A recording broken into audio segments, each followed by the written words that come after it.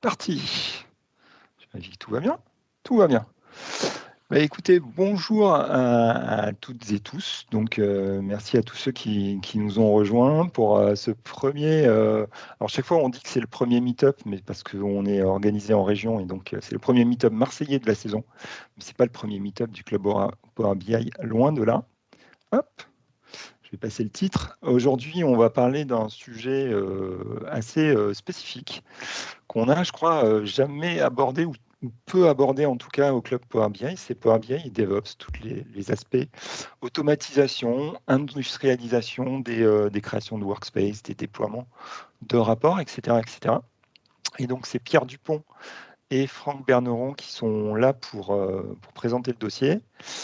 Je fais un petit rappel rappel pour les anciens qui viennent régulièrement au Club Power BI et surtout information pour les nouveaux. On vous demande de désactiver vos caméras, vos micros, de ne pas partager votre écran, donc de laisser les présentateurs partager leur écran. Si vous avez des questions, il y a un chat de conversation à votre droite qui vous permet de poser des questions. Si jamais, pour une raison X ou Y, puisqu'on fait le meet-up dans Teams, vous avez un problème d'accès à ce chat, n'hésitez pas à lever la main et au moment où on prendra les questions, on vous laissera la parole et on vous démutera. Très rapidement, avant de passer au dossier, je présente les news communautaires. Donc, pour ceux qui ne connaîtraient pas le Club Power BI et pour qui ça serait la première session, il y a une seule adresse à retenir. Elle est assez simple, clubpowerbi.com. Ça vous donne accès aux inscriptions au prochain meet-up, aux replays des meet-up précédents qui sont tous uploadés à la vitesse de l'éclair sur notre chaîne YouTube. On essaie d'être le plus réactif possible dans cette 6e saison. Ça vous donne accès aussi directement au forum de discussion sur Power BI en français et ça vous donne accès également à nos informations sur le compte Twitter. Aujourd'hui, le Club Power BI, on en est à la 6e saison déjà. Ça fait déjà 6 années que le club existe. Il a été co-créé par Jean-Pierre et Tristan à Paris. Donc aujourd'hui, on est 16. On est 16 à animer des meet-ups qui, pour l'instant, sont toujours à distance, mais je l'espère, vont bientôt revenir proches de chez vous. Donc à Lille, nous avons Guillaume et Julie qui animent le club depuis des années déjà. Bruxelles vient d'ouvrir, Isabelle et Arnaud qui nous fait l'honneur de sa présence. Je l'ai vu et je l'ai entendu tout à l'heure dans le chat. Strasbourg va bientôt démarrer cette 6e saison avec Philippe et David. Lyon a déjà fait un meet-up cette saison avec Marie et Thomas. Pour Aix-Marseille, c'est Franck et moi-même, Joël, qui nous occupons du Club Power BI sur Aix-Marseille. Et Bordeaux va enfin démarrer cette année avec Gaël, Yas et Christophe. Et pour Nantes, qui est un ancien club, mais qui a changé un petit peu d'équipe, c'est Dimitri qui s'en occupe. On a un planning de rentrée qui est relativement chargé. On a prévu donc les meet-up jusqu'à la fin de l'année, donc ce qui est déjà pas mal. Ceux qui sont encadrés sont des meet-up qui sont soit passés, donc qui sont déjà sur notre chaîne YouTube, soit le meet-up d'aujourd'hui qui le sera. Je vous promets que le meet-up sera en replay dès ce soir, je m'y engage. Vous voyez que les prochains meet-up en novembre sont ceux de Lille, Strasbourg et Bordeaux. Mais en plus de ces meet-up, je dirais régionaux, on a en plus un nouveau rendez-vous à vous proposer, qui est le Club Power BI, l'émission. Donc, qu'est-ce que c'est? À chaque fin de mois, on a le premier numéro la semaine prochaine. On vous proposera un format court, donc un meet-up spécifique sur les nouveautés du mois passé. Donc animé par des organisateurs du club cette année, pardon. Ce premier numéro sera co-animé par Guillaume et Jean-Pierre. Et pour ce premier numéro, pour nous présenter les nouveautés, donc Jean-Pierre et Guillaume auront comme invités Thomas et Marie, donc les Lyonnais du Club Power BI, qui nous présenteront les nouveautés d'octobre et je pense aussi un petit peu les nouveautés de septembre. Juste avant de passer la parole à Pierre et à Franck, 2 informations concernant 2 événements communautaires ou Microsoft qui arrivent en novembre. Le premier est arrivé en en termes chronologiques, c'est le Microsoft Ignite. C'est le grand événement Microsoft dans lequel généralement les annonces concernant la roadmap des produits sont dévoilées. C'est un événement qui est aujourd'hui online, qui est aujourd'hui gratuit, qui est en anglais, qui se passe sur 3 jours.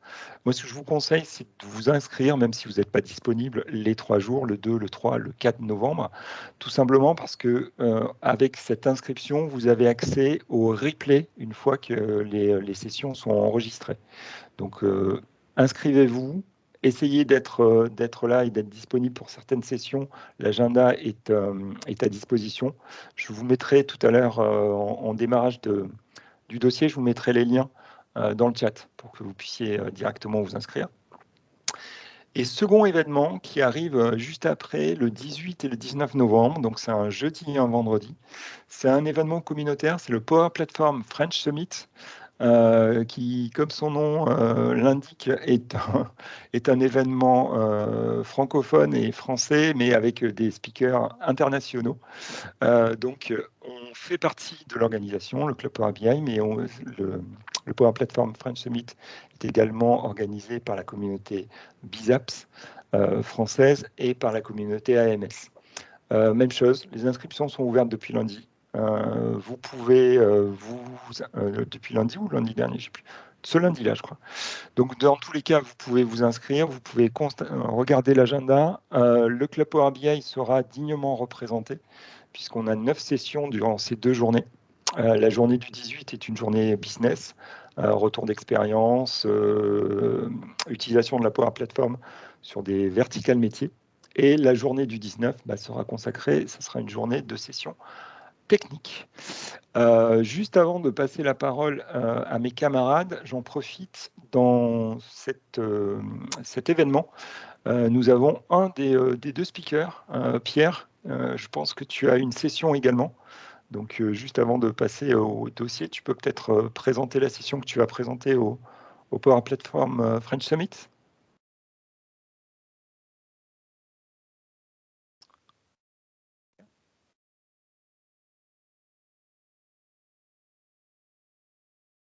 Pierre, tu es en mute. Alors, je ne sais pas si Pierre nous entend. Je vois que la vidéo semble figée. Bon, je pense qu'il nous en parlera peut-être. Écoutez, on va passer directement au sujet, au projet. J'espère que Pierre est bien toujours là pour présenter ce sujet. Pierre, Franck, maintenant, c'est à vous.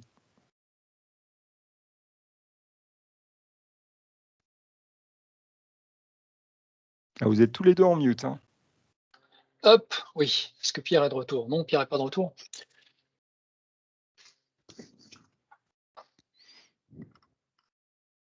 Je vais essayer de le pinguer, mais... Oui, non, il y a peut-être un souci technique. Je pense qu'il y a un souci technique. Oui. Allô? Ah, ça y est. Tu m'entends? Ouais, j'ai un problème avec mon PC, il est gelé. Aïe. Donc, je suis sur le téléphone. Ça On va marche. commencer. Je peux te laisser partager Oui. l'écran? Je vais Ça marche. redémarrer. Ouais, vas-y, Joël, partage la présentation et puis comme ça. Je partage la presse? Ouais. Allez, Ouais. c'est parti. Alors, bienvenue à tous. Désolé pour ces petits soucis techniques.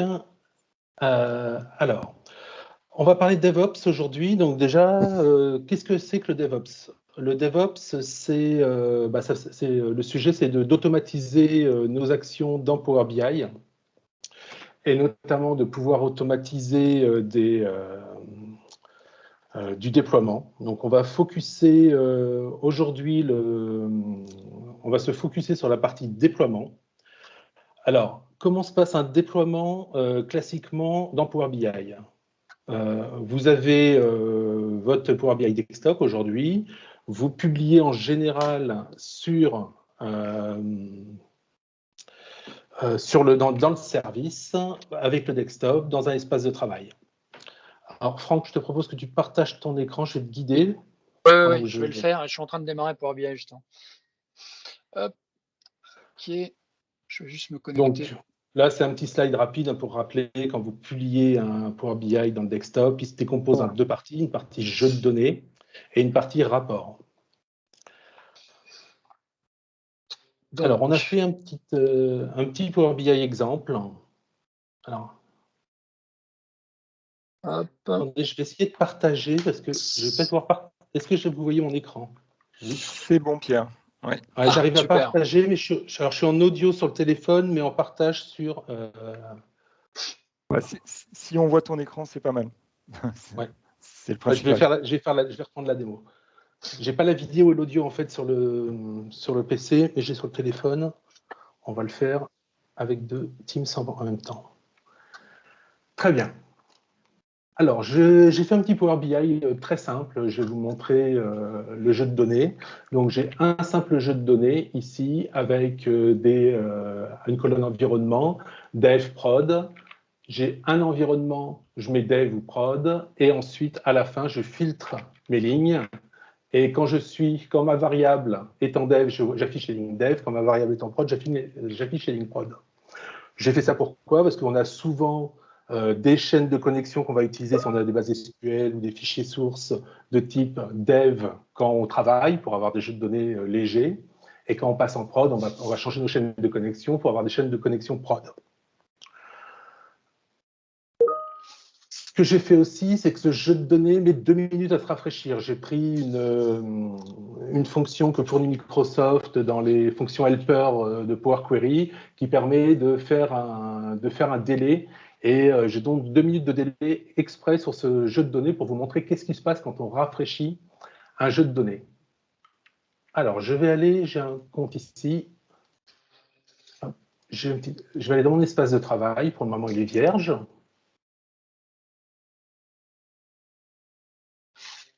Donc, rien dans mon espace de travail. Et je vais publier mon rapport simplement dans mon espace de travail. Donc, Power BI pousse mon rapport dans le service. Il l'éclate en 2 morceaux. D'un côté, le jeu de données. De l'autre côté, le rapport. Donc là, vous voyez, j'ai les 2 éléments. Si je vais sur mon rapport, dans les paramètres, vous allez voir que les paramètres, vous avez ici dev. Et si j'ouvre mon rapport, je le trouve dans un autre onglet, je vais bien être en dev. Donc, typiquement, ce que vous allez faire, donc je suis au 18.10 et je suis bien sur du dev. Donc, typiquement, ce que vous allez faire quand vous allez vouloir déployer, vous allez devoir changer vos chaînes de connexion, vos paramètres. Là, je vais passer sur de la prod. Et vous allez devoir rafraîchir votre jeu de données. Donc, je vais lancer mon refresh manuellement. Et donc là, le refresh, c'est bien lancé. Donc, je vous ai dit, il va prendre 2 minutes à se rafraîchir. Qu'est-ce qui se passe pendant le refresh? C'est là que ça devient intéressant. Pendant mon refresh, si je force le rafraîchissement de mon rapport, je reste sur mon environnement de dev. Je n'ai pas les données de prod. Tant que le jeu de données n'a pas été rafraîchi, je suis sur un jeu de données qui est sur les données que j'ai publiées.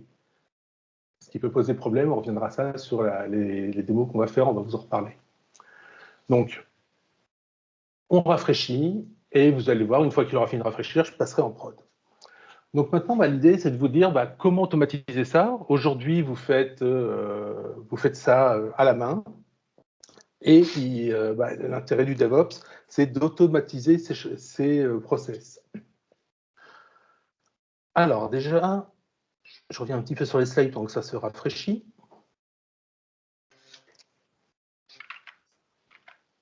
Hop. Alors, on a fait ça. Donc, quels sont les outils que vous allez utiliser pour faire du DevOps? Vous allez utiliser principalement tout ce qu'on appelle les API REST Power BI. Donc, une API, c'est quoi? C'est une interface de programmation applicative en bon français. C'est des méthodes web qui sont fournies par Microsoft et qui vous permettent d'interagir avec le service. Il faut s'authentifier auprès de ces API avec un compte qui est valable dans votre tenante, soit un utilisateur, soit ce qu'on appelle un service principal. J'y reviens dans pas longtemps pour vous expliquer ce que c'est, pour ensuite interagir avec les API. Si vous ne voulez pas interagir directement avec les API, parce que parfois c'est un peu pas agréable d'utiliser directement, vous avez Power BI Commandlet for PowerShell qui vous permet d'appeler les API principales en PowerShell. Et on a aussi un outil qu'on va utiliser qui est AZCLI, qui permet d'interagir avec l'écosystème Azure. Quand on parle d'Azure, c'est aussi bien la souscription Azure que l'Azure Active Directory.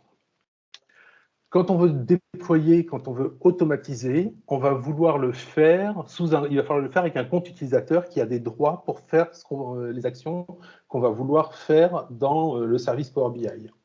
Soit vous le faites avec votre compte utilisateur et c'est vous qui devez lancer le script, et à chaque fois qu'il y a un déploiement, vous devez lancer le script. Ce n'est pas forcément optimal, surtout si vous voulez partir en vacances. L'autre solution, c'est d'utiliser ce qu'on appelle des services principaux. Alors, qu'est-ce qu'un service principal? Un service principal, c'est une identité qui est dans votre annuaire Azure Active Directory. L'Azure Active Directory, c'est l'annuaire d'entreprise dans lequel il y a tous vos comptes et qui s'occupe de votre authentification et de savoir ce que vous avez le droit de faire. Un service principal, ce sont des comptes qui sont faits pour être utilisés par des machines, par exemple pour exécuter un script. À quoi ça sert? Ça sert à affecter des droits sur vos ressources. Par exemple, vous pouvez mettre le service principal collaborateur d'un espace de travail Power BI. Et la première chose qu'on va vous montrer, c'est comment créer un service principal. Alors, l'outil que je vais utiliser pour créer ce service principal, ça va être AZCLI. Je vais me mettre dans... Alors, la fenêtre qui est en bleu, c'est un compte qui est administrateur du domaine sur lequel je suis, sur le tenant sur lequel je suis, qui est un tenant de démo. Et la fenêtre qui est en jaune, c'est un autre utilisateur qui, lui, est administrateur Power BI. Deux rôles différents, donc j'utilise deux fenêtres différentes. Donc le service principal, il va se créer dans l'Azure Active Directory. Alors je vais vous montrer où on peut faire ça. Donc c'est dans les inscriptions d'applications, vous allez pouvoir le créer. Hop, toutes les applications. Et là, vous voyez, il y en a déjà deux que j'ai créés pour les tests. Je vais en créer un nouveau pour vous montrer comment on fait. Alors, pour ça, on va commencer à passer dans du code. C'est beaucoup moins sexy que ce que vous avez l'habitude avec Power BI et les interfaces utilisateurs. Mais là, on est sur des interfaces qui vont nous permettre que des machines puissent exécuter. Donc, c'est du pur scripting qui peut être exécuté indépendamment. Première chose que je fais, ici, je crée deux variables. Une qui sera le nom, la première, c'est le nom de mon service principal. La deuxième, ce sera un groupe Azure Active Directory. Alors, pourquoi je crée un groupe Azure Active Directory? Il est conseillé quand... Le copier-coller ne veut pas fonctionner.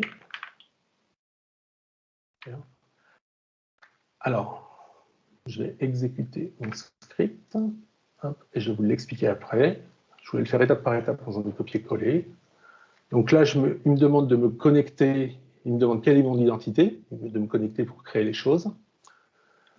Hop. Il s'est connecté et il s'est exécuté correctement. Alors, qu'est-ce que j'ai fait? Première étape, j'ai demandé à faire un login dans Azure. Je me suis connecté à Azure pour pouvoir m'authentifier et dire qui je suis. C'est la fenêtre qu'on a vue, la fenêtre web. Donc, ça, je ne le fais pas avec un service principal, puisque je vais créer un service principal, je le fais avec un utilisateur qui a les droits de faire ça. Deuxième étape, j'ai été chercher si le groupe que je veux créer existe, et s'il n'existe pas, je l'aurais créé avec ce script-là.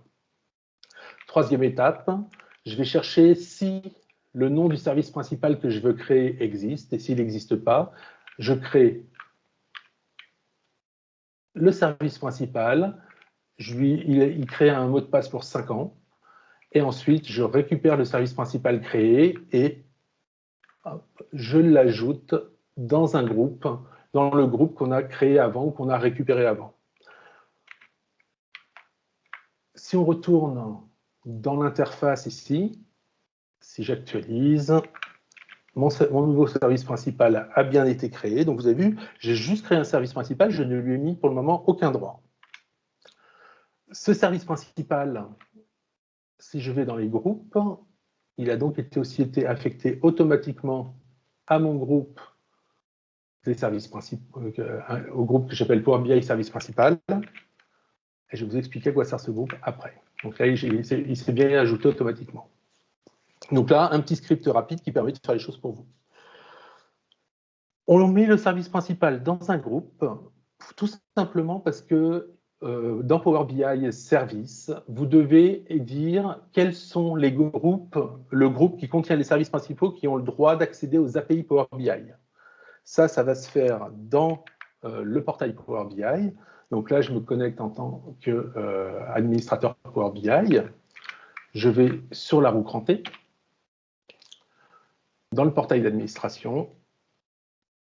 Comme c'est très vaste, je vais chercher principaux pour les services principaux.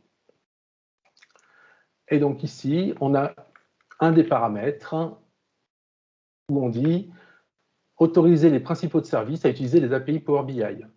En faisant ça, j'ai dit quel était le groupe pour lequel c'était autorisé. Et donc, je dis mes principaux de service qui sont dans ce groupe-là ont le droit de consommer mes API Power BI. Sinon, ils n'auraient aucun droit.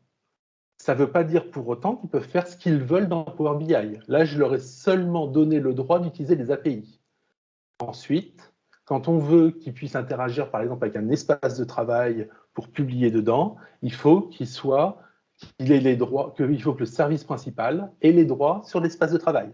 Il ne peut pas interagir avec les espaces de travail sur lesquels il n'a pas les droits.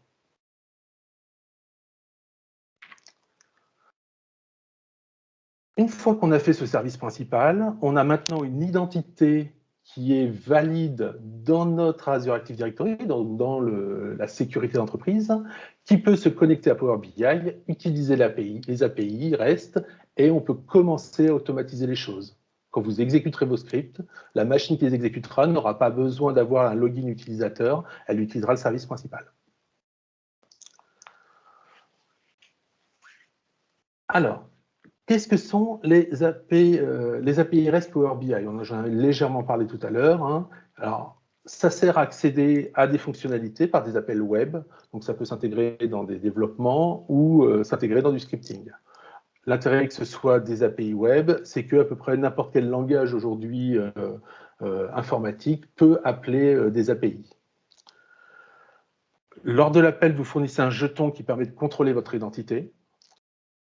Ça sert à quoi? À éviter les tâches répétitives et à éviter notamment les erreurs humaines. On a eu récemment le cas d'erreurs de copier-coller qui ont coupé les services chez des gros fournisseurs d'accès. L'erreur humaine est souvent l'erreur la plus classique en informatique. Et si vous automatisez, vous évitez ce genre de problème. Alors, je vais vous proposer... Excusez-moi, je vois que les slides ne s'affichent. Je n'ai pas les slides à l'écran. Voilà, donc ça... À quoi ça sert? Je vous propose une première démo. C'est Franck qui va prendre la main, qui va vous montrer un petit peu comment appeler les API REST avec le DevOps. Je reviens juste un instant sur la publication qui doit être terminée maintenant. Donc mon jeu de données, il y a un bug visuel en ce moment. Donc, vous voyez que le jeu de données était rafraîchi. Et si je rafraîchis mon rapport, je suis bien maintenant en prod. Donc là, maintenant, l'idée, ça va être de faire ça, mais de manière automatique. Je te laisse la main, Franck. Oui. Donc, hop, je vais partager mon écran. Prononcer la phrase culte en ce moment, qui est « Est-ce que vous voyez bien mon écran ?» Est-ce que c'est celui-là? Voilà. Yes, est-ce que vous voyez bien mon écran? On le voit bien. Ça marche. Donc, comme l'a dit Pierre, en fait, le flux de travail dans l'authentification, enfin, quand on utilise les API, en premier lieu, on demande un jeton d'authentification. Et puis ensuite, on va dérouler ce qu'on a à faire. Donc, la première des étapes, c'est d'utiliser un des comptes de service que Pierre a créé, par exemple, le compte de service que vous avez créé, et puis d'aller demander un jeton d'autorisation. Donc ça se fait sur une URL qui est particulière. Hein. Ce n'est pas les URL Power BI, sont les URL Azure. Donc, on attrape l'ID du tenant et puis on demande un jeton d'autorisation. Donc, évidemment, en autorisation, on n'a rien. Dans les en-têtes ici, on doit lui passer une application, un contenu application form encoded. Et puis, dans le corps, on a la clé d'API, excusez-moi, je vois que c'est pas assez. Voilà. On a donc le client ID qui correspond à l'ID d'application dans le tenant Azure. Quand vous créez un compte de service, vous avez un application ID qui s'appelle un client ID, donc il faut utiliser ça. Et puis vous créez une clé dans le compte de service aussi, au niveau des clés et secrets. Et vous récupérez cette clé ici aussi. Vous passez à un grant type, ça c'est important, client credentials, et pas user et password. Et puis vous avez un scope, parce que quand vous demandez une autorisation Azure, vous la donne pas pour tout, elle vous la donne pour un endroit bien précis. Donc là, en l'occurrence, nous, le scope dont on a besoin, c'est analysis.windows.net.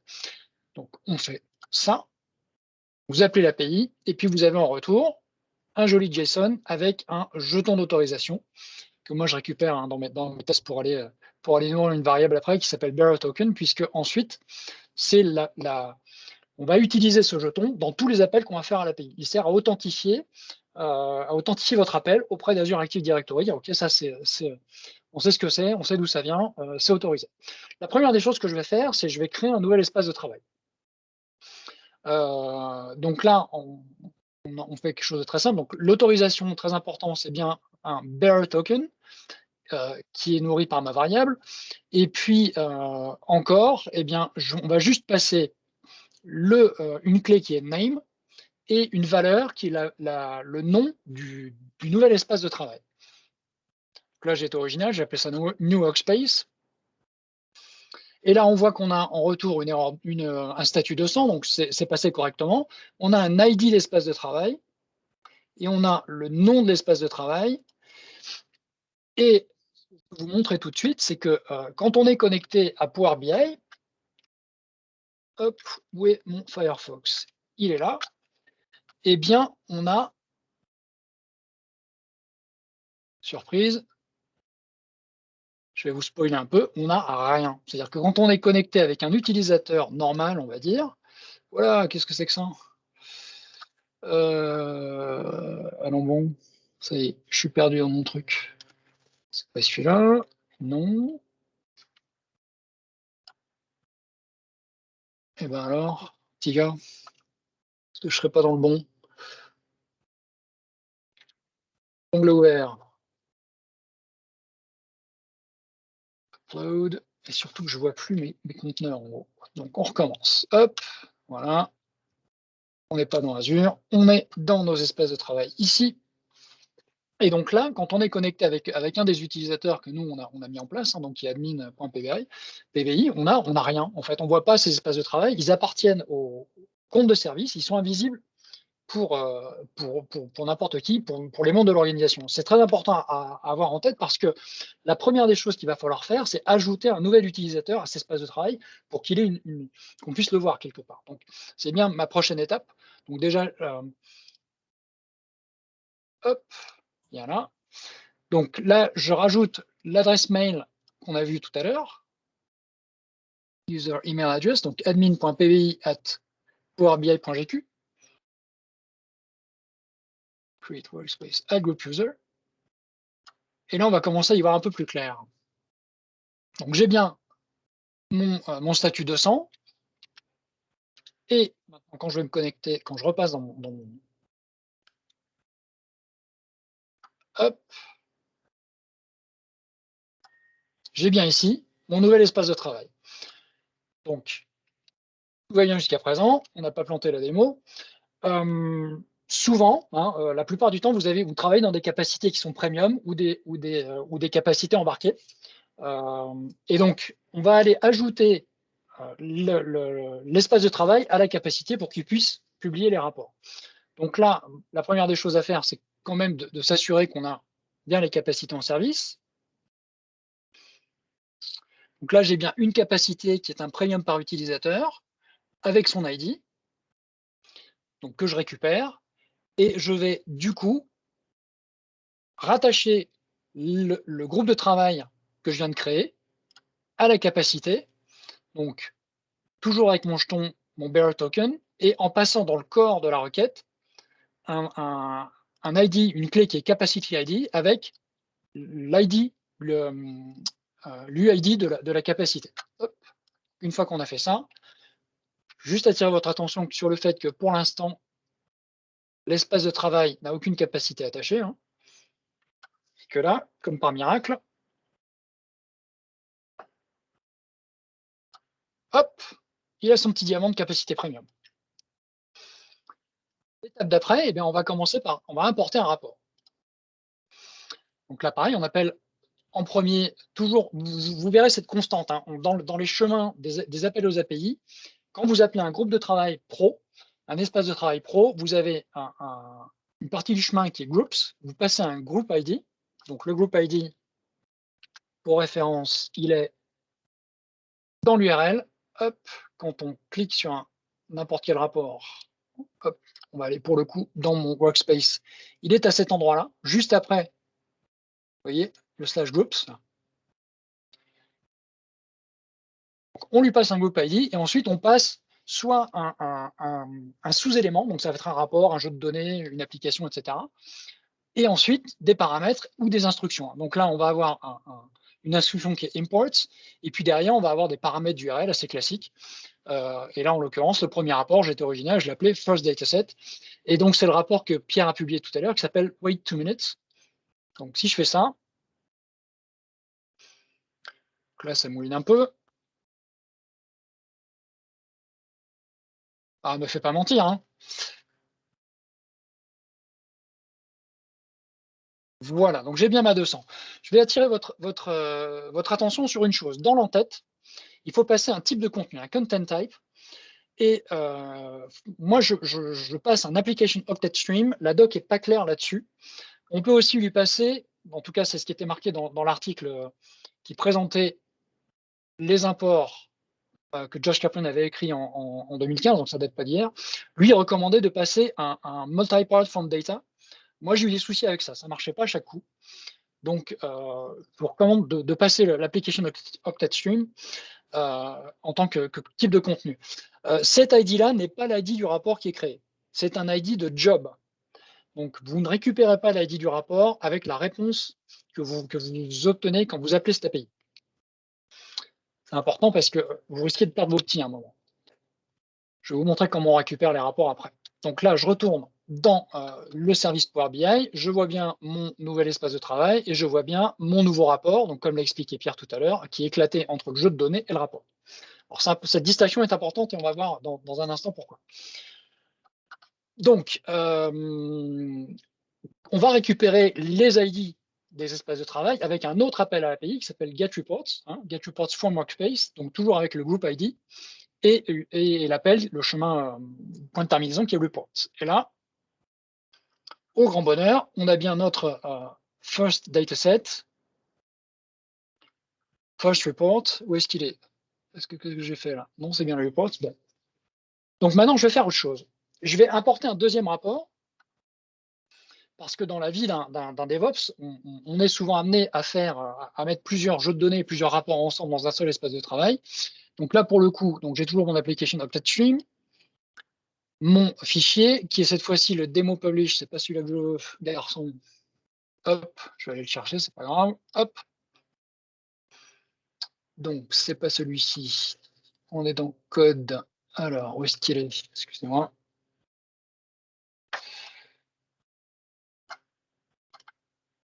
Club Power BI. Hop.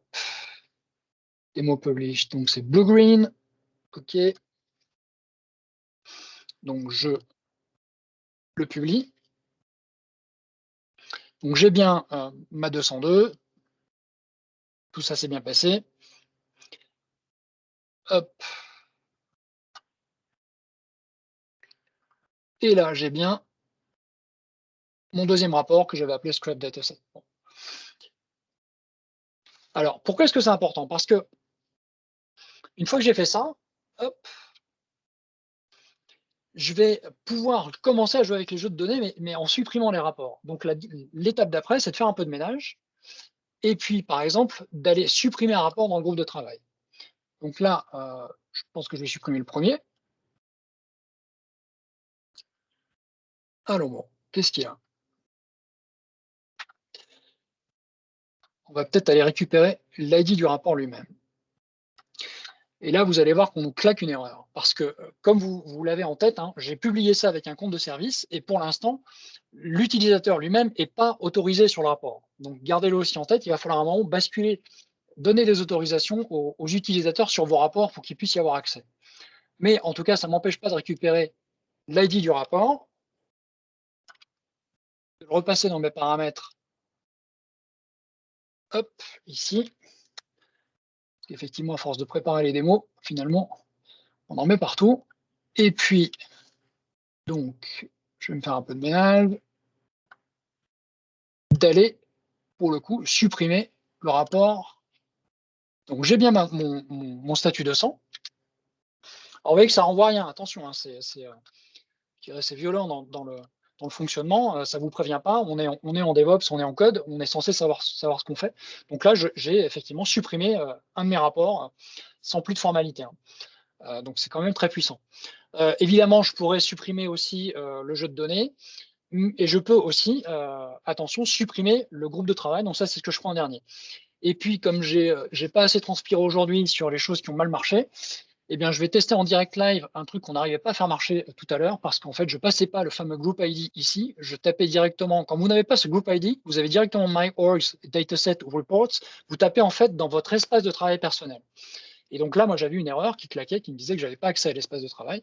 Et donc là, normalement, si tout est comme ça doit être, croisons les doigts, dataset is not found, non, ça ne marche pas, donc tant pis, on passe à autre chose. Bien, Franck, donc maintenant, je vais passer. Oui, juste, je me permets de faire le timekeeper parce que je vois l'heure tourner. Il y a 3 questions dans le chat, donc il faut penser faire la pause pour les questions et ensuite enchaîner avec la suite. Donc là, je montre juste qu'on supprime un groupe aussi facilement que le reste. Hein. Donc on passe un groupe ID, un verbe delete, on a une erreur, un statut de 100, c'est pas une erreur, heureusement. Et puis là, bah, écoutez, quand on va le voir, si on rafraîchit la page, voilà, on n'a plus accès au groupe parce que le groupe n'existe plus. Donc gardez-le à l'esprit, ça n'y est plus. Alors, tout n'est pas perdu, on peut aller dans le portail d'administration, dans les espaces de travail, les groupes sont listés, on peut le restaurer, etc. Mais sachez que ce sont des appels très puissants, il n'y a pas de message de warning, il n'y a rien du tout. Vous donnez une instruction et c'est exécuté. Donc ben voilà, écoute, on peut prendre les questions pour le coup. Ok. Ben, donc il y avait 3 questions. Une première question de Romain Bruno. Bonjour, y a-t-il 3 bases dev, pré-prod, prod et le dataset se connecte à l'une ou l'autre selon la valeur du paramètre? Ou est-ce une seule base qui contient les données flaguées? Donc ça, c'est une question pour Pierre. Alors en général, on va avoir un dataset par environnement qui pointera lui sur les bases concernées. Après, ça dépend de votre infrastructure. Hein. Mais le cas, je dirais, qu'on trouve dans 90% de nos clients, c'est une base par environnement, une base de dev, une base de pré-prod, une base de prod. Et le dataset de dev pointe sur la base de dev, le dataset de pré-prod sur la pré-prod, et ainsi de suite. Est-ce que ça répond à votre question? Bonjour, excusez-moi, du coup, j'interviens en vocal. Merci pour ce que vous faites. Et oui, je voulais juste dire, j'avais l'impression que le dataset de démo, là, était justement connecté à une seule base et ramenait des données qui étaient flaguées dev, pré-prod et prod. Et du coup, effectivement, dans un contexte plus projet, on va avoir 3 bases, dev, pré-prod et prod. Et tout le jeu va être ensuite de paramétrer, ou pas d'ailleurs, enfin, trouver une technique sans doute avec les API pour déployer à partir d'un Git avec des pipelines de release ou quoi, de déployer sur tel ou tel ou tel environnement et de changer éventuellement au passage les users qui se connectent aux bases, etc. etc. Donc, tout à fait. Voilà. L'idée, c'est de faire ça. Pour la simplification de la démo, on a fait un seul jeu de données avec prod dev, et en plus avec des données saisies dans Power BI, ce qui simplifie la démonstration. Par contre, effectivement, on a mis un paramètre extérieur qui pourrait, par exemple, être le nom de votre serveur de dev, de pré-prod ou de prod. Et ce serveur-là serait variabilisé au sein de votre jeu de données. Ok. C'est bien ce que je pensais. Merci. Il y a une autre question et quelqu'un qui a levé la main. Donc, question de Stéphane. Bonjour, quit des pipelines, dev, test, prod avec changement des paramètres, serveur, base de données, source. Je suppose que la question, c'est de savoir si on peut utiliser les pipelines dans une démarche DevOps, ce qui paraît logique. Alors, j'ai pas une grosse expérience sur les pipelines, je les ai pas trop testés. Par contre, j'ai vu que c'est ce mois-ci, il y a des API pour piloter les pipelines en DevOps qui sont sortis. Donc, sujet à creuser. C'est connexe, ça fonctionnera comme ce qu'on vous présente aujourd'hui ici. Tout à fait. Je vais essayer de retrouver le lien et je vous le mets dans le chat. Et une remarque de Christophe, ce qui m'embête le plus avec les premium pipelines, c'est les déploiements de rapports live. Comment faire sourcer, pointer le rapport sur un nouveau Gold dataset. Christophe, si vous voulez intervenir directement, je ne suis pas sûr d'avoir compris votre remarque. Oui, Alors, je pense bonjour à tous, et puis Bonjour. encore bravo pour vos actions. Merci. C'est la moindre des choses. Non, oui, c'était une petite remarque, c'est un peu hors sujet, hein, on n'est pas sur les API, on repart sur les pipelines. Moi, la galère que je trouve très souvent avec les premiums, c'est quand je veux déployer vous savez, des rapports connectés en live sur un dataset. Mhm.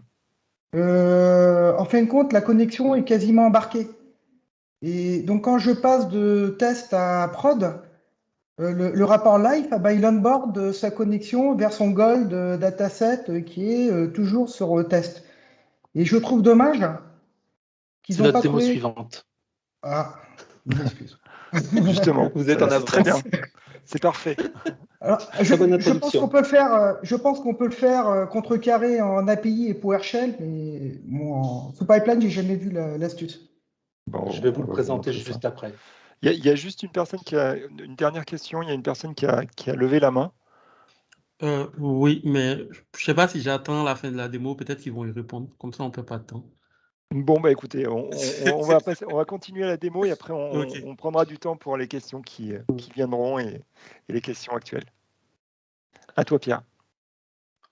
Alors, on va repartir sur la démonstration. Donc, effectivement, le sujet qui va revenir le plus souvent, quand je publie un rapport, le gros problème qu'on va avoir, c'est qu'au moment où je vais republier mon rapport, donc là, par exemple, j'ai mon rapport de prod, si je le republie, mes paramètres vont être écrasés et je vais me retrouver avec le jeu de données de dev et les paramètres de dev.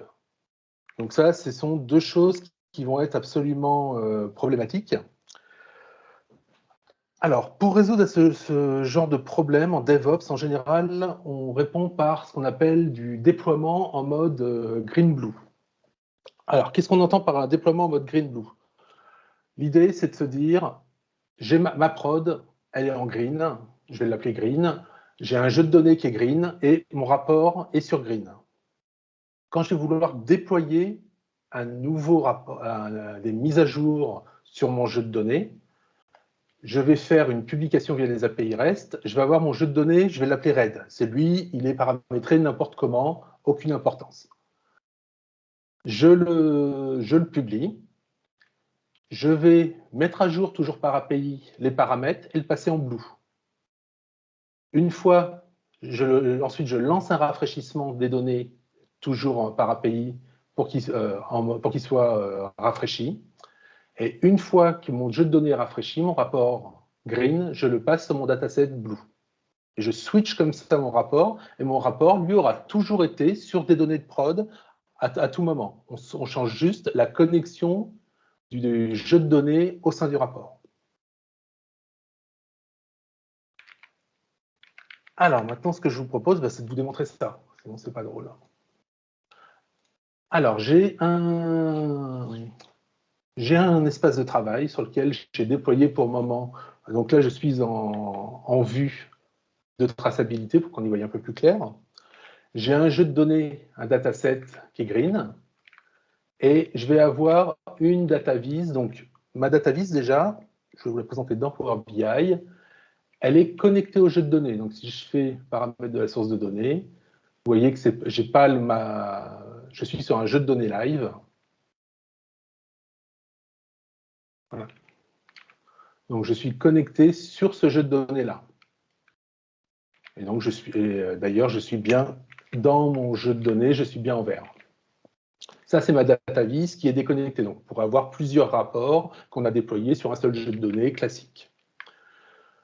Si je vais voir mon rapport en ligne, donc il a été mis à jour le 18-10 et je suis bien en vert. Alors, maintenant, je vais vous présenter un petit peu comment faire tout ça en Power BI. Alors, attendez, il faut juste que je m'authentifie avec un service principal.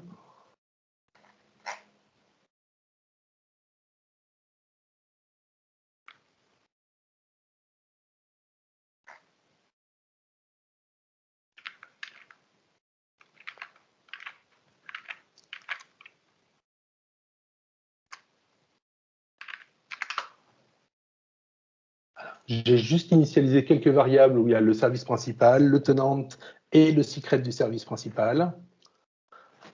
Et donc, la première instruction que je vais aller jouer maintenant, ça va être de dire je me connecte je demande donc en PowerShell, là j'utilise maintenant les commandes Power BI de PowerShell, et je me connecte en tant que service principal. Donc, vous voyez dans la commande, j'ai le moins service principal qui dit que je me connecte en service principal, et là le client ID il commence par D6B. Si je retourne dans mes applications, au niveau de mes applications, de mes services principaux, c'est lui. C'est lui, le D6B, c'est bien lui. Donc je me suis bien connecté avec cette identité-là. Et donc maintenant, tous mes scripts vont se jouer avec cette identité-là. Alors, au niveau de mon script pour faire du Green Blue Deployment, j'ai à avoir quelques variables pour commencer que j'ai initialisées. Donc, pour faire simple, j'ai mis le nom de l'espace de travail dans lequel je veux déployer. J'ai dit que j'ai mis mes mots-clés pour Green et Blue. Actuellement, je déploie en Green. Donc d'ailleurs, je vais déployer en Blue, puisque je suis déjà en Green sur le serveur. Hop, donc là, je vais déployer du Blue. Hop. Ensuite, je dis quel est le nom du report que je vais publier, qui n'est pas forcément le nom du PBX. C'est un des avantages qu'ont fait les API. Quand vous publiez au travers du Power BI Desktop, il prend le nom du fichier pour faire le nom du dataset et le nom du report. Là, on peut choisir au moment de la publication, ça évite de renommer après. Ensuite, j'ai mes chemins pour trouver les éléments et j'ai le nom aussi de mon rapport de DataVis. J'ai deux rapports, un qui fait que la DataVis basée sur un jeu de données et un qui a le jeu de données et le rapport intégré au jeu de données. Première étape, ça va être d'obtenir l'espace de travail dans lequel je veux aller et je vais récupérer son ID dans une variable. Donc, si je regarde groupe ID, et j'ai un 9564 pour commencer. Et si je vais dans mon espace de travail, ça correspond bien à mon espace de travail, on le retrouve dans l'URL. Donc là, j'ai bien récupéré mon espace de travail. Maintenant, je vais publier mon rapport. Alors non, je ne vais pas d'abord. Alors, si vous avez créé l'espace de travail, vous avez une instruction qui vous permet d'ajouter automatiquement un utilisateur à l'espace de travail. Donc, vous pouvez manager vos utilisateurs. Je ne vais pas la lancer à la main parce que je suis déjà admin PBI, a déjà les droits, ça déclenchera une erreur. Ensuite, je vais uploader mon rapport. Donc, hop, je vous montre. Je vais repasser en vue classique pour commencer. Donc, j'ai qu'un rapport, un jeu de données. J'upload les éléments. Donc, ces scripts-là, bien entendu, peuvent s'exécuter après directement. Hop. Je suis resté en green. Qu'est-ce que j'ai fait? J'ai pas renommé mon rapport, mon jeu de données. Bon.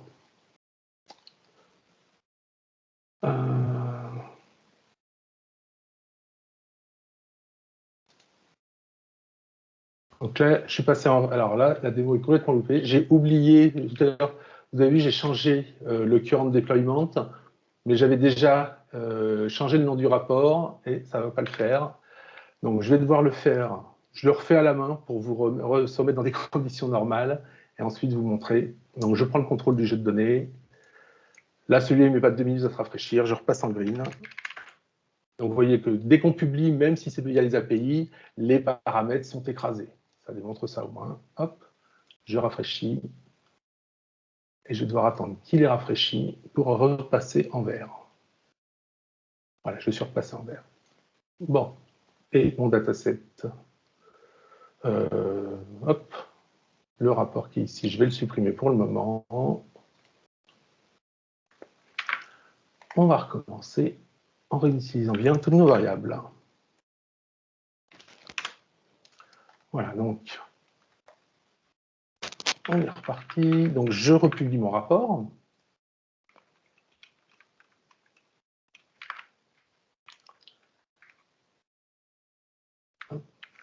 Donc j'ai bien mon dataset blue qui vient d'être publié. J'ai toujours mon dataset green et ma data vise. Si je passe en traçabilité, je vois bien que mon dataset, le rapport au dataset blue, c'est lui qui était livré avec le PBX quand je l'ai publié, et la démo DataVis est toujours sur green. Si je vais voir, si j'ouvre le rapport, on est toujours en green. Je force le rafraîchissement pour en être sûr. Donc là-dessus, pas de souci, on a bien publié notre nouveau jeu de données et avec un rapport. Donc le rapport qu'on a publié ne sert à rien en théorie. Alors il nous sert à une chose, c'est qu'on voit que si j'ouvre le dataset Blue, je vois ce que j'ai dans le dataset et j'ai RAID. Donc il est bien configuré en RAID le dataset Blue. Je vais supprimer, alors je peux supprimer le rapport pour faire propre. Les rapports comme ça qui sont attachés au dataset, vous pouvez les supprimer, histoire qu'ils ne traînent pas dans l'espace de travail. Pour le moment, je ne vais pas le faire. Je vais l'utiliser pour vous montrer les valeurs qu'il y a dans le dataset. Après, vous pouvez, avec une simple instruction remove BI report, remove Power BI report, supprimer les rapports sans supprimer les jeux de données pour autant. Ensuite, ce que je fais, c'est que je récupère l'ID de mon rapport Power BI, donc celui qui sert à la data vise. Donc là, si vous avez plusieurs rapports qui sont connectés au même jeu de données, vous récupérez tous les ID.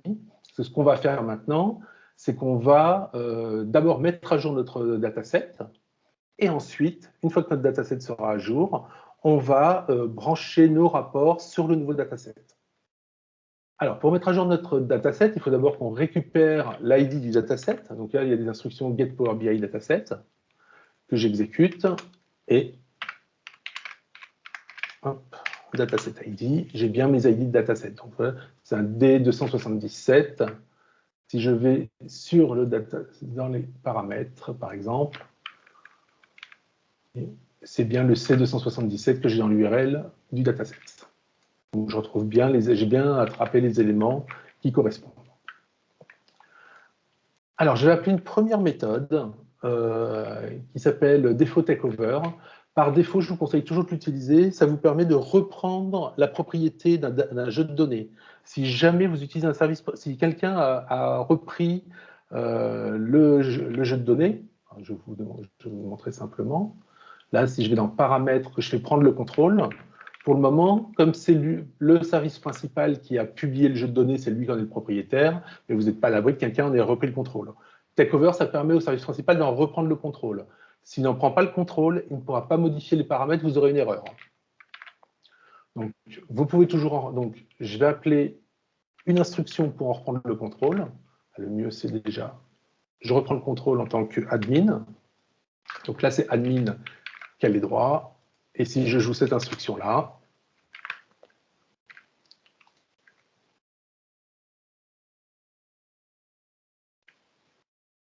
vous voyez qu'il a repris le contrôle du jeu de données. Ensuite, je vais passer une instruction pour changer le paramètre. Alors attendez, je reprends le contrôle et je refais pour vous montrer les paramètres. Je suis bien en paramètre RAID pour le moment. Hop. Il suffit que je réexécute la dernière commande et ce sera bon. On vérifie. Donc il a bien repris le contrôle. Donc ensuite, je vais lui passer je vais poster sur une URL. On poste quand on a besoin de passer des paramètres dans des API. Donc, je vais poster sur une URL qui permet d'updater les paramètres d'un jeu de données. Et je vais donc mettre à jour et le paramètre qui va être la nouvelle valeur, ça va être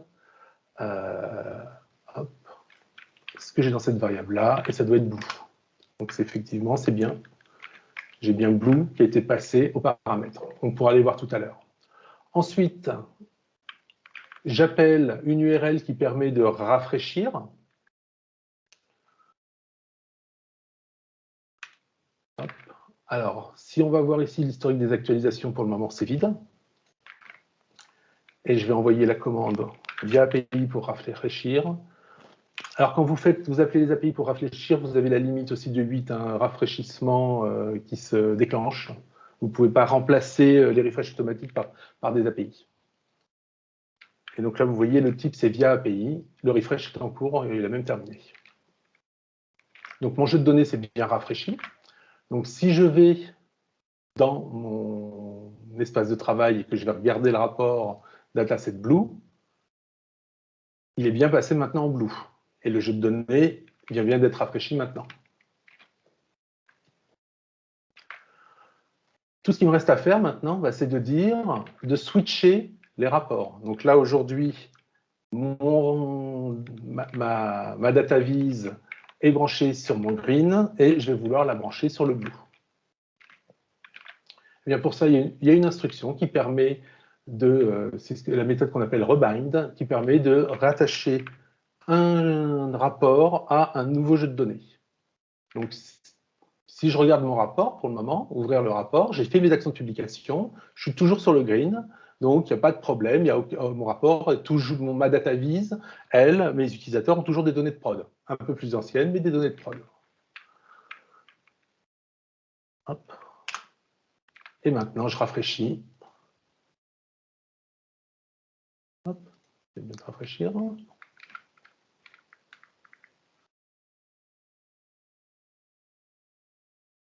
Je suis passé en bleu.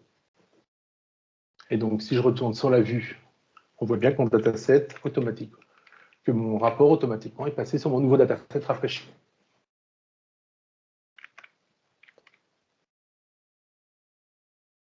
Voilà pour donc cette démonstration de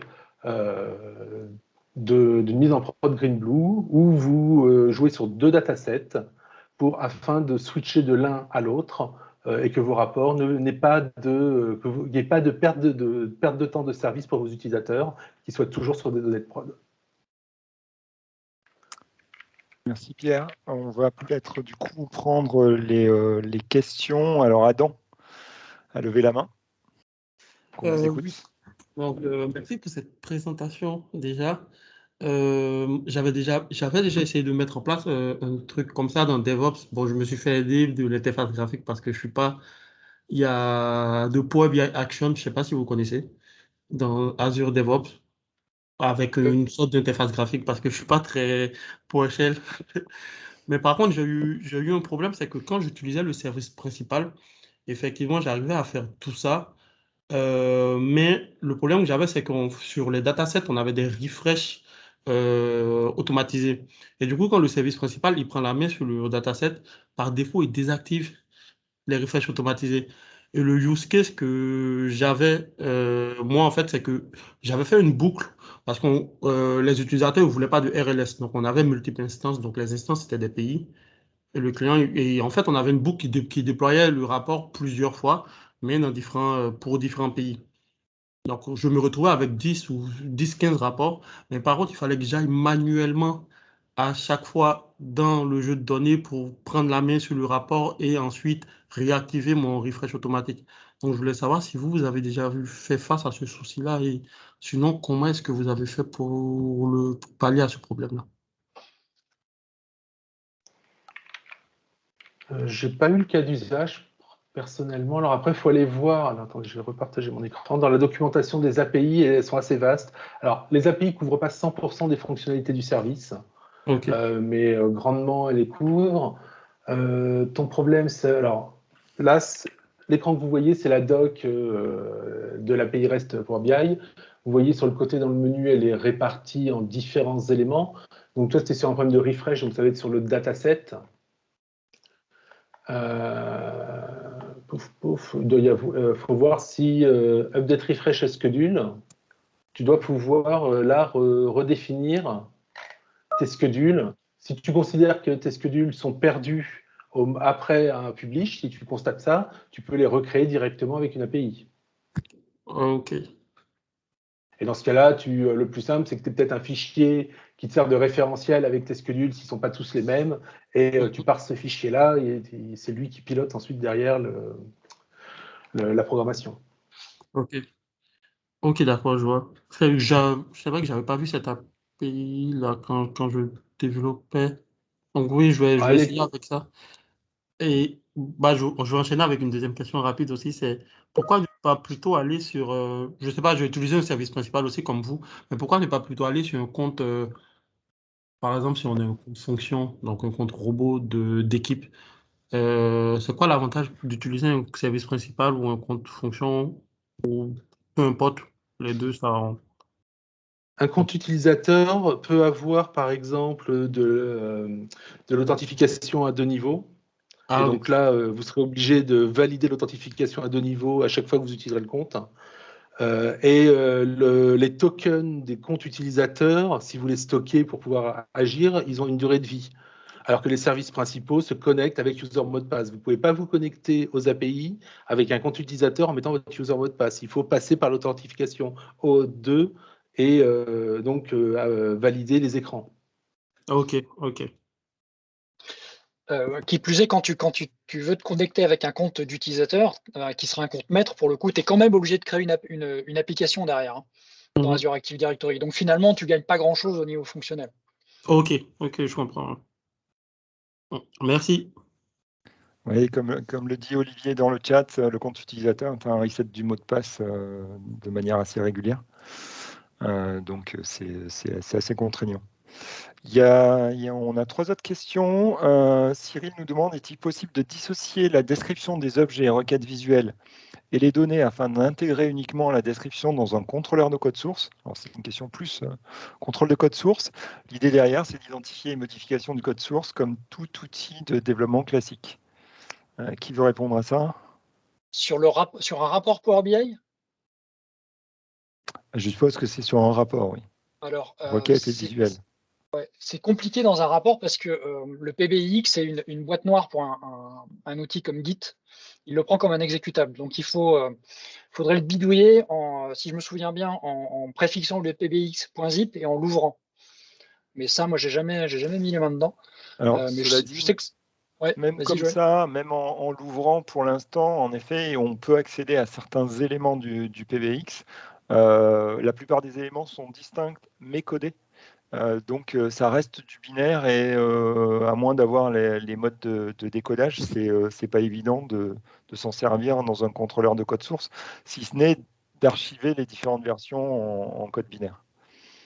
Alors moi, j'ai déjà fait la data visit en clair dans un JSON, dans le zip, effectivement.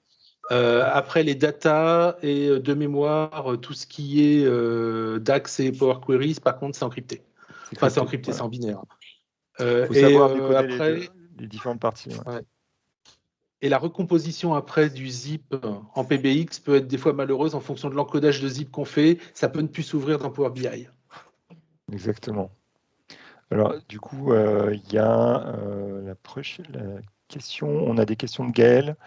Est-ce qu'il y a des outils de code review qui accompagnent les outils DevOps? Alors, la gestion de code et Power BI, c'est un vrai sujet qui n'est pas encore adressé par Microsoft. Hein. C'est la réponse que je vous ferai, c'est que pour le moment... Alors, il y a quelques outils tiers qui peuvent vous aider, notamment ALM Toolkit, c'est justement qui peut vous aider à faire ça. Mais après, pour le moment, ce n'est pas vraiment adressé. Ça fera peut-être un thème de meet-up pour la prochaine fois. C'est noté comme peut-être thème de meet-up.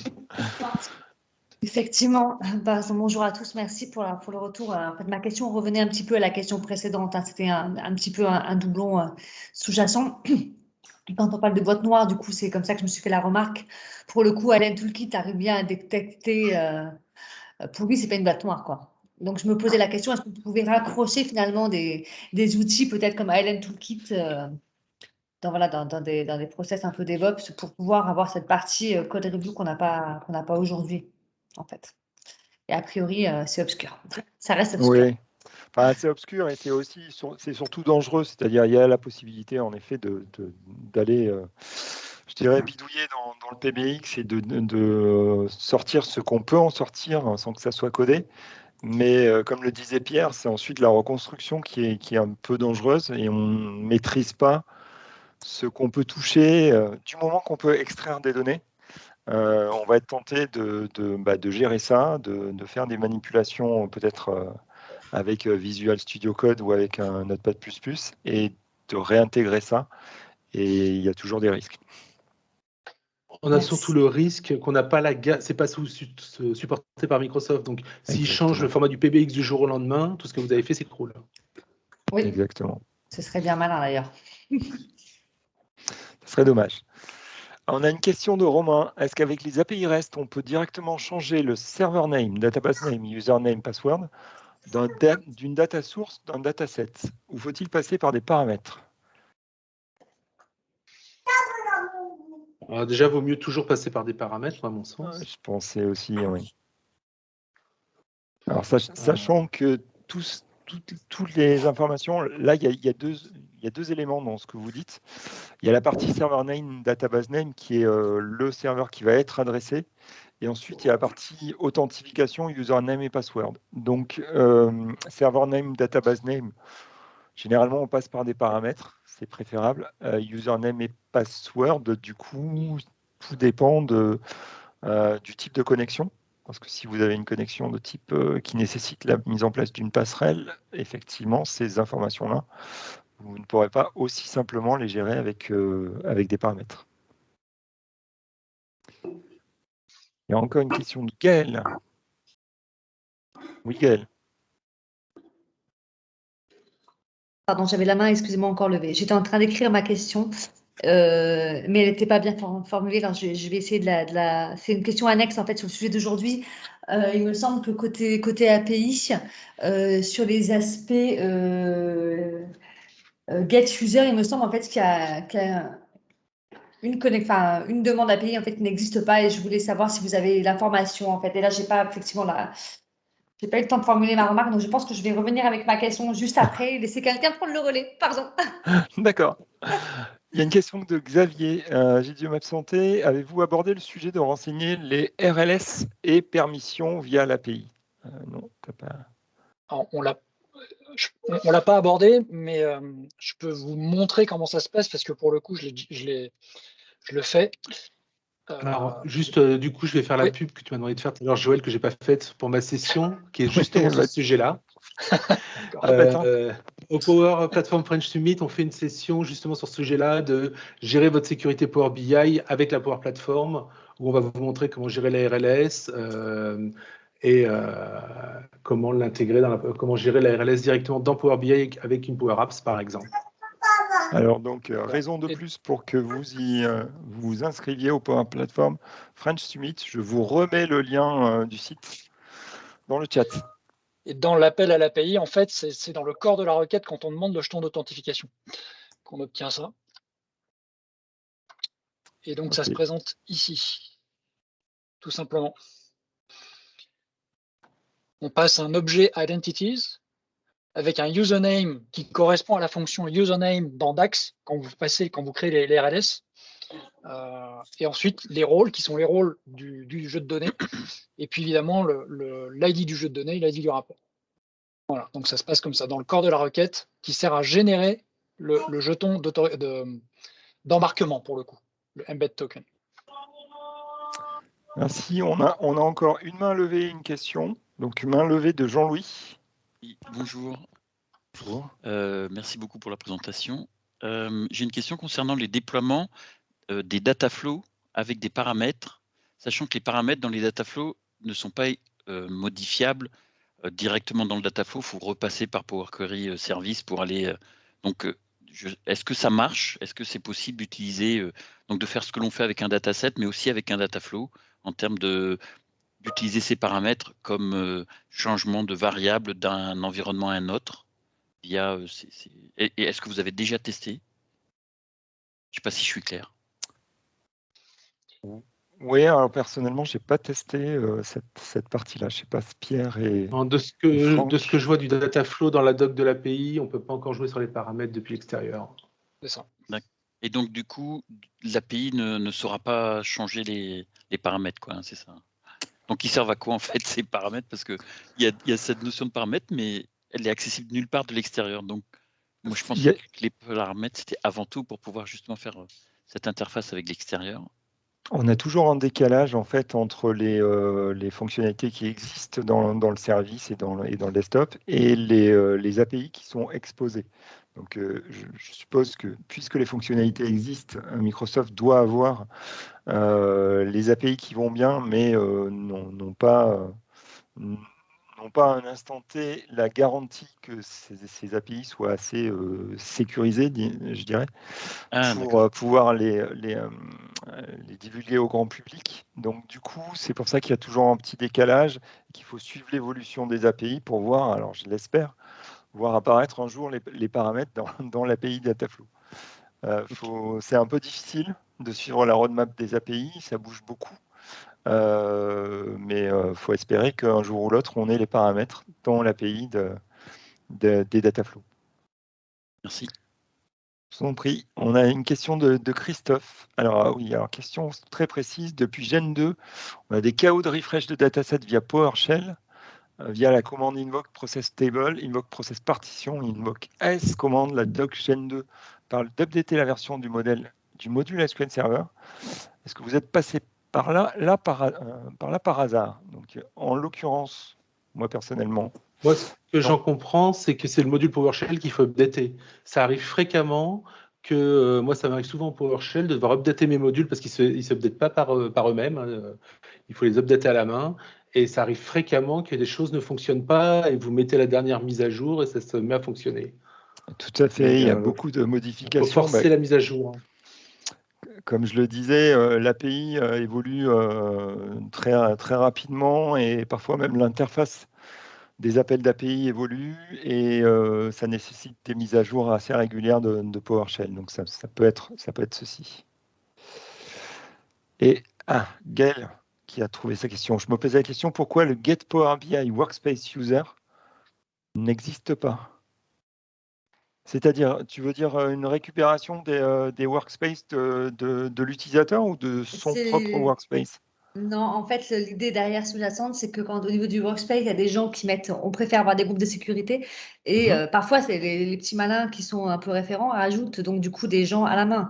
Et donc, pour les questions de gouvernance, on souhaite nettoyer ça et directement, en fait, on n'a pas accès à cette commande qui donne directement, je vois qu'en fait, sur l'API, au niveau du module classique, on a bien les remove Power BI Workspace User, mais le get user, en quelque sorte, on ne l'a pas.